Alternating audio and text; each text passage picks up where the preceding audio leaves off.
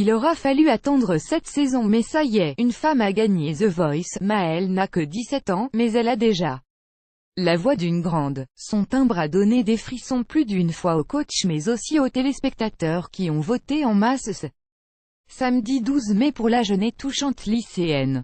Avec 55,3% des voix, elle était loin devant le second, Raffi Arto, qui a séduit 19,8% du public. Casanova, 12,6%, et Xamuri Khan, 12,3%, ferment le tableau de cette finale de The Voice.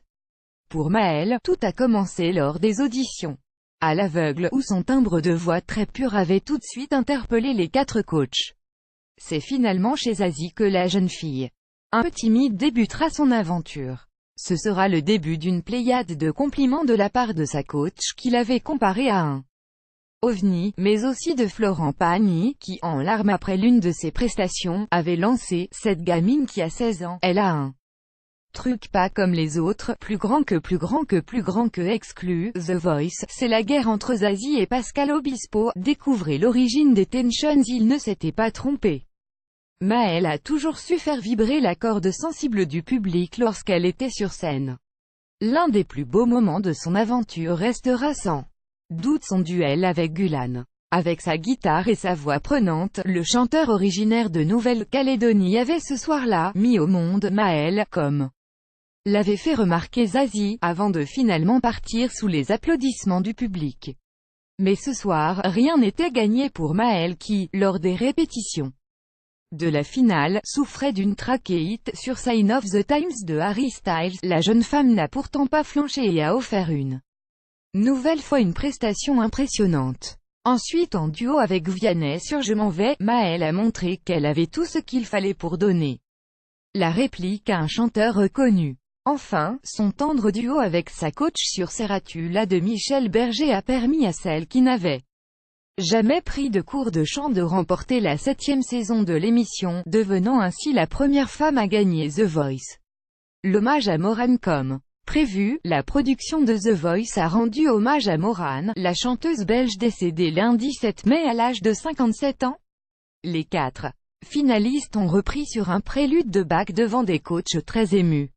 Pascal Obispo n'a pas pu retenir ses larmes, Nico Saliagas, aussi, avait le cœur lourd en annonçant cet hommage à l'artiste disparu. Chers amis, avant de poursuivre, nous voulons rendre un hommage car c'est une part de notre patrimoine musical qui s'est envolé vers les étoiles en début de semaine de façon violente, impromptue.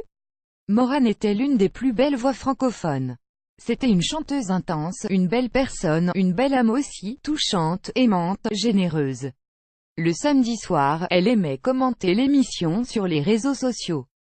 Avec humour, avec générosité. Elle nous taquinait parfois. Ce soir on pense très fort à elle et on voudrait lui dédier cette finale, The Finale de La Voice, ou l'inverse, nous a aussi offert une grosse mise en scène.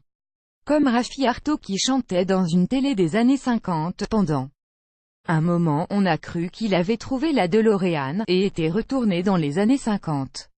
Mais après, on s'est rappelé qu'on regardait TF1. Par Sifi, de la confiance. Avant d'envoyer son talent Casanova sur scène, Mika a montré de sérieux doutes. Tu sais comment on va, peut-être, avoir une chance de gagner, autant dire que ce soir, Mika avait allumé 3 cierges et porté ses chaussettes porte-bonheur, des dossiers.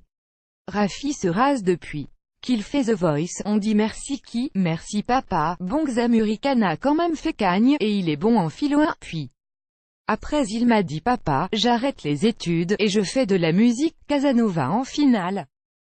Faut dire les choses, on n'était pas préparé. On s'y attendait pas. Mais là bon, on a capitulé, des big fans, Sting sur le plateau de The Voice, et hop, Pascal Obispo s'est transformé en groupie, des corps encombrants. Amail Bent était toute chose quand il a fallu qu'elle décrive son duo avec un Casanova qui ne savait pas quoi faire de son corps, des erreurs. Mais ce n'est pas grave. En pleine chanson, Mika a sorti « Casanova je me suis trompé. Mais tu sais quoi, on s'en fiche, c'est la finale. » Et revenir dessus. Ça fait des semaines que je dis qu'il faut être parfait, et là j'arrive, et je me plante. Tout de suite, des souhaits dont on aurait pu se passer. Comme Zazie qui souhaite à Maëlle le même destin que Lilian Renaud. La phrase du jour par Florent Pagny à Raffi Artaud: nos enfants ne sont pas nos enfants, nous sommes les archers.